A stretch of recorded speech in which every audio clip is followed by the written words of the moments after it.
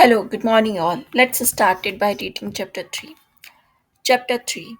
Tom presented himself before Aunt Polly, who was sitting by an open window in a pleasant, devoted apartment, which was bedroom, breakfast room, dining room, and a library combined. The balmy summer air, the restful quiet, the odor of the flowers, and the dozing murmur of the bees had the effect, and she was nodding over her knitting, for she had no company but the cat, and it was asleep in her lap. Her spectacles were popped up on her grey head for safety. She had thought that put, of course, Tom had deserted long ago, and she wondered at seeing him place himself in her power, and again in this intrepid way. He said, meant go and play now. May I go play now, Aunt? What already? How much have you done? It's all done, Aunt. Tom, don't lie to me. I can't bear it.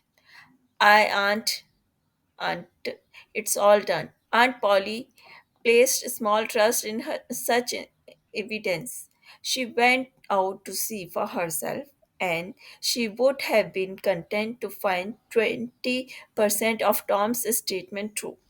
When she found the entire fence whitewashed, and not only whitewashed but elaborately coated and recoated, and even a stick added to the ground. Her astonishment was almost unspeakable.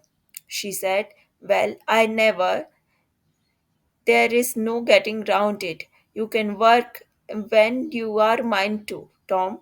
And they and then she diluted the compliment by adding, "But it's powerful seldom you are mine too.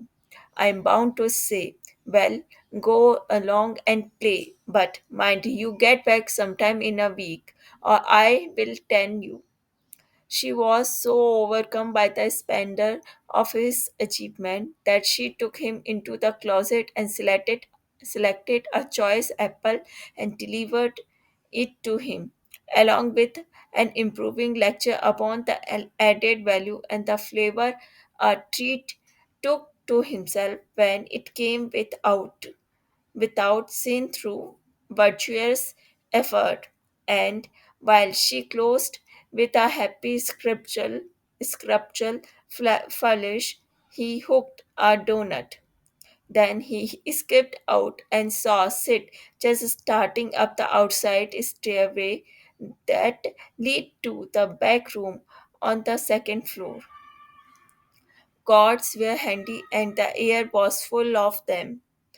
In a twinkling, they ranked around, sit like a hailstorm, and before Aunt Polly could collect her surprise faculties and sally to the rescue, 6 or 7 caught had taken personal effect, and Tom was over the fence and gone.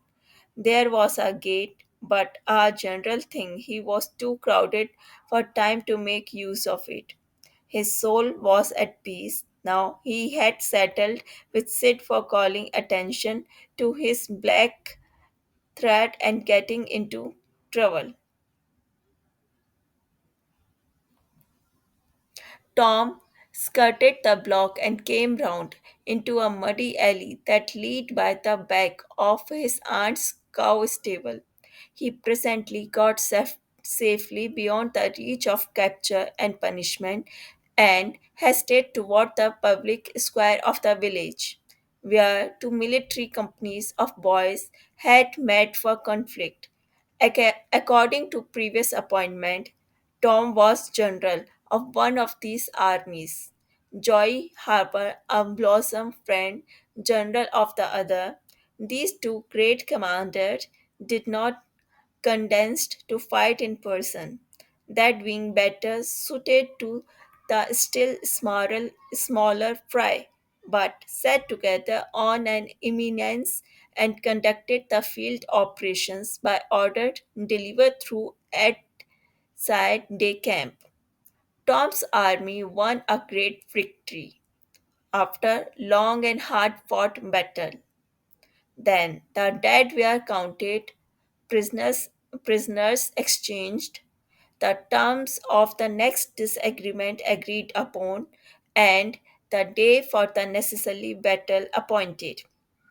After which the armies fell into line and marched away, and Tom turned homeward alone. As he was passing by the house where Jeff that Treasured lived, he saw a new girl in the garden, a lovely little blue eyed creature with yellow hair plaited into two long tails, white summer frock, and embroidered uh, pantalettes. The French crowned hero fell without firing a shot. A certain Amy Lawrence vanished out of his heart and left not even a memory of herself behind.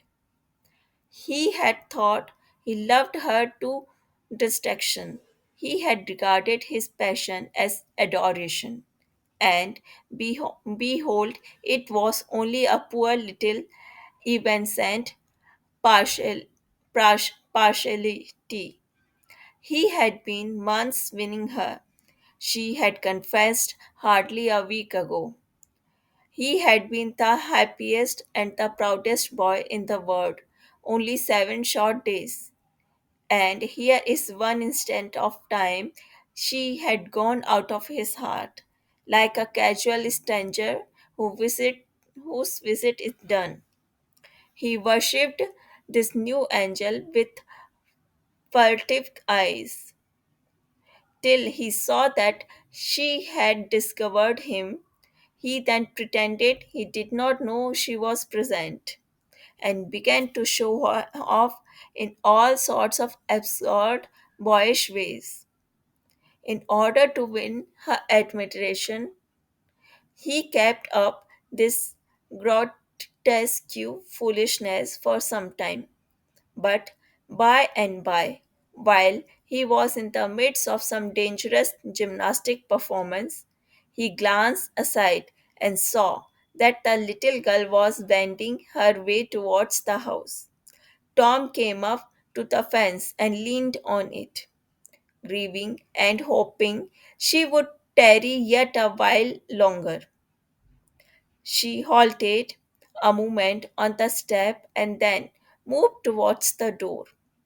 Tom heaved a great sigh as she put her foot on the threshold, but his face lit up right away, for she tossed a pansy over the fence a moment before she disappeared.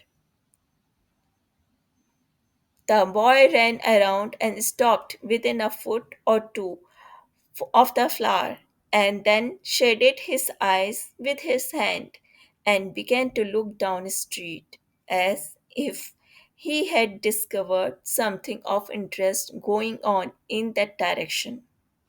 Presently, he picked up a straw and began trying to balance it on his nose, with his head tilted far back, and as he moved from side to side, in his effort, he edged nearer and nearer towards the panacea. Finally, his bare foot rested upon it, his plant toes close upon it, and he hopped away with the treasurer and disappeared round the corner. But only for a minute, only while he could button the flower inside his jacket.